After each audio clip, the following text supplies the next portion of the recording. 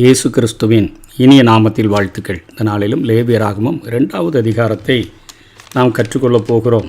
போஜன பலியும் அறைகூவல் வாழ்வும் என்கிற தலைப்பின் கீழாக இந்த செய்தியை நாம் கற்றுக்கொள்ள முடியும்.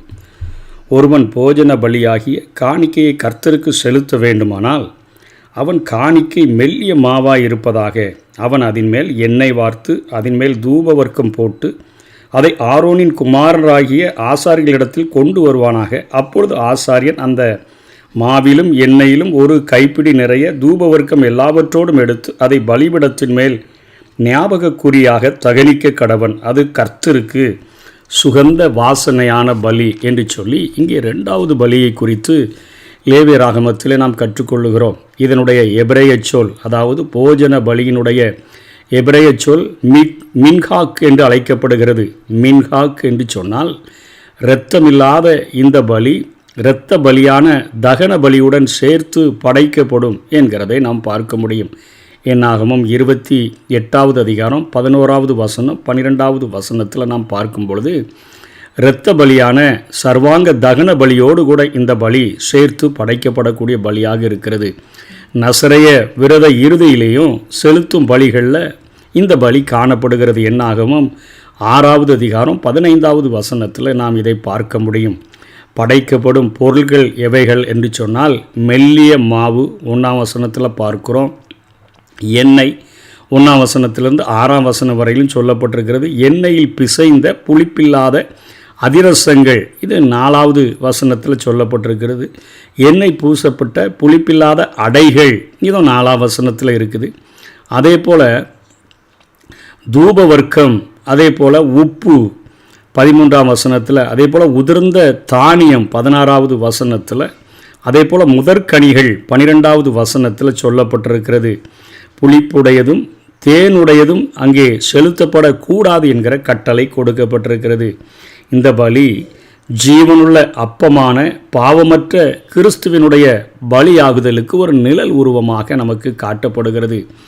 மெல்லிய மாவு என்று சொன்னால் அது கிறிஸ்துவினுடைய மாசற்ற தன்மையை அது காட்டக்கூடியதாக இருக்கிறது. 2 கொரிந்தியர் 5வது அதிகாரம் 21வது வசனம், அதே போல் 1 பேதுருவில் 2வது அதிகாரம் 22வது வசனம், 1 யோவான் 3:5 இவைகளில் கிறிஸ்துவினுடைய அந்த மாசற்ற தன்மையை இது காட்டக்கூடியதாக இருக்கிறதை நாம் பார்க்க முடியும்.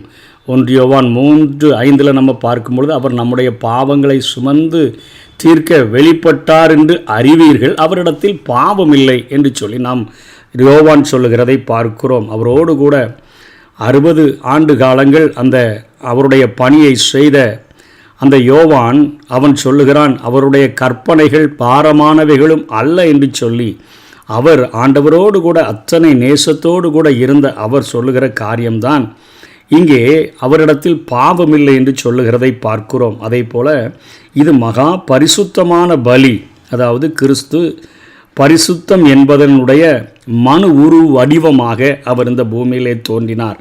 அவரிடத்தில் பாவத்தை பார்க்கவே முடியல அப்படின்னு சொல்லுகிற அளவிற்கு அவருடைய வாழ்க்கை அத்தனை பரிசுத்தம் உள்ளதாக இருந்ததை நம்ம பார்க்கிறோம். லூக்கா 1வது அதிகாரத்தில் 35வது வசனத்தை நாம் பார்க்கிற போது, தேவதூதன் அவளுக்கு பிரதியுத்தரமாக, பரிசுத்த ஆவி உன்மேல் வரும், உன்னதமானவருடைய பலம் உன்மேல் நிழலிடும், ஆதலால் உன்னிடத்தில் பிறக்கும் பரிசுத்தம் உள்ளது தேவனுடைய குமாரன் எனப்படும்.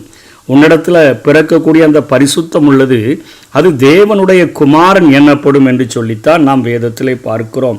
அதை தொடர்ந்து எண்ணெய் வார்த்து எண்ணெயில் பிசைந்து என்பது பலியில் கிறிஸ்துவுக்கும் ஆவியானவருக்கும் இடையே உள்ள அந்த ஒரு தொடர்பை காட்டக்கூடியதாக இது இருக்கிறது.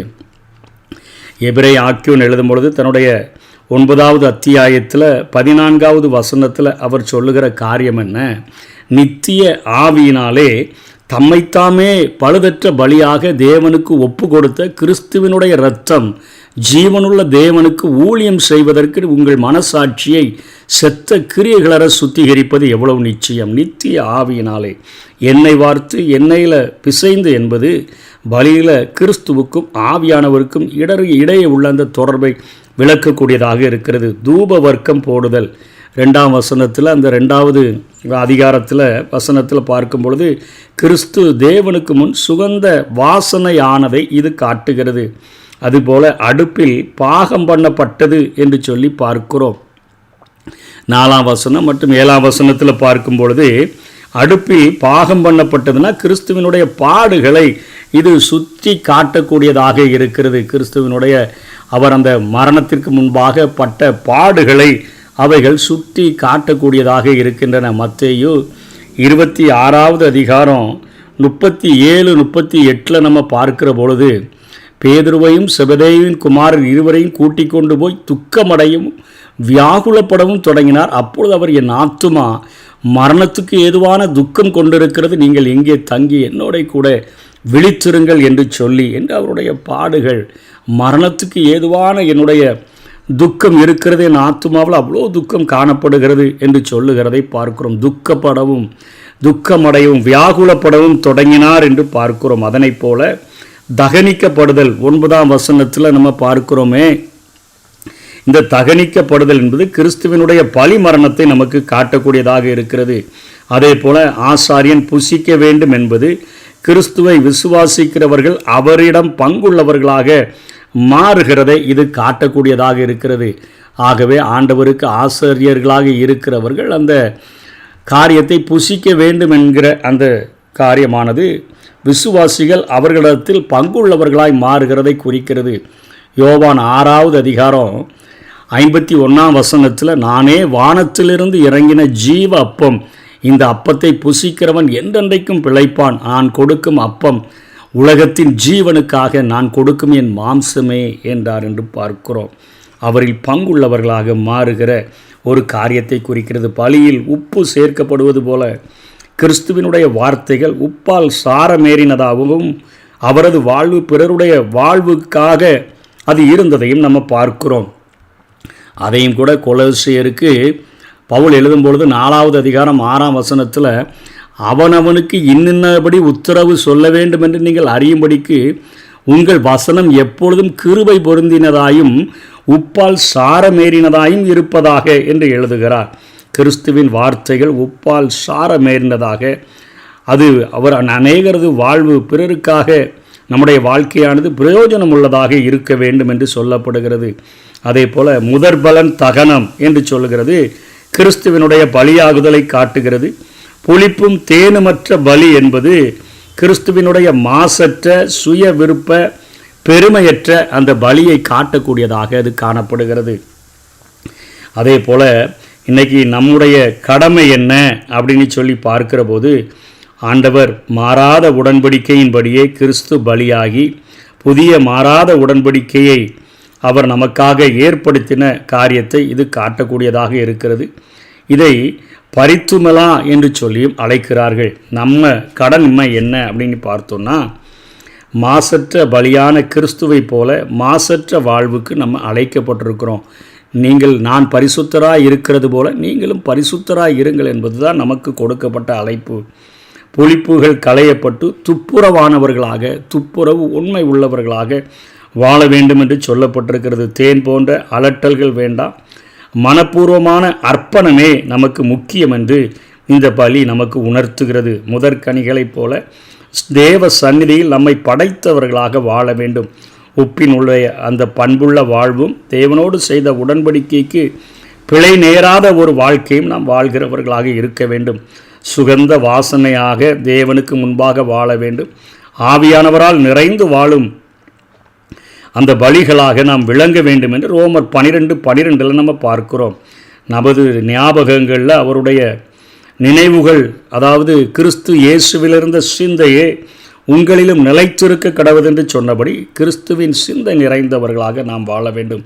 பரிசுத்த ஆவியினால் நிறைந்த விசுவாசியினுடைய வாழ்க்கை மாசற்ற கிறிஸ்துவில் மூழ்கி சாரோனின் ரோஜாவாக மனம் வீசி தமிழகத்தின் தெருக்களில் கிறிஸ்துவை அவர் இன்றைக்கும் வாழ்கிறவராக நம்முடைய வாழ்க்கை காட்டக்கூடியதாக இருக்க வேண்டும். அந்த வாழ்க்கையில் பலி உண்டு, பொய் போதனைகளை கலந்த புளித்த நெடி வீசி மக்களை மதியிழைக்க செய்து போதை ஏற்றாத ஒரு வாழ்க்கை அது நம்மை வாழ வைக்கிறது. இன்றைக்கு நம்ம உப்பாக வாழ்ந்தோம் என்று சொன்னால் ஆண்டவருக்கு பிரயோஜனமுள்ள ஒரு வாழ்க்கை, நீதி உள்ள ஒரு வாழ்க்கை, தூய்மை உள்ள ஒரு வாழ்க்கை, அப்பழுக்கற்ற ஒரு வாழ்க்கையை வாழ முடியும். அப்படிப்பட்டவர்களுக்கு உலகம் அவர்களுக்கு முன்பாக அது நடுங்கி விரைத்து தான் இருக்கும். ஆகவே உலகத்தை கலக்குகிறவர்கள் இங்கேயும் வந்துவிட்டார்கள் என்று சொல்லி பவுலை குறித்து சொல்லப்பட்ட காரியங்கள் நம்முடைய வாழ்க்கையில் நிறைவேற வேண்டும் என்று சொன்னால் மாசற்ற பலியான கிறிஸ்துவை போல மாசற்ற வாழ்க்கைக்கு நாங்கள் அழைக்கப்பட்டிருக்கிறோம். நாங்கள் பொல்லாப்பு துர்க்கணம் இவற்றையெல்லாம் களைந்து போட்டு துப்புரவு உண்மையை நாங்கள் அதை கடைபிடிக்கிறவர்களாக, முதற்கனிகளைப் போல தேவ சன்னிதானத்தில் எங்களை படைத்தவர்களாக, உப்பு எப்படி அது மற்றவர்களுக்கு சுவையேற்றுகிறதா இருக்கிறதோ அப்படிப்பட்ட ஒரு வாழ்க்கை வாழக்கூடியவர்களாக, ஆவியானவரால் நிறைந்து வாழ்கிற ஒரு வாழ்க்கை, கிறிஸ்துவின் சிந்தை நமக்குள்ளே நிறைந்து இருக்கிற ஒரு வாழ்க்கை வாழ்ந்தோம் என்று சொன்னால் இந்த உலகத்தில் ஆண்டவருக்கென்று கனி கொடுத்து பிரகாசமுள்ள ஒரு வாழ்க்கையை வாழ முடியும். கர்த்தர் தாமே நம்மை ஆசீர்வதிப்பாராக. ஆமென்.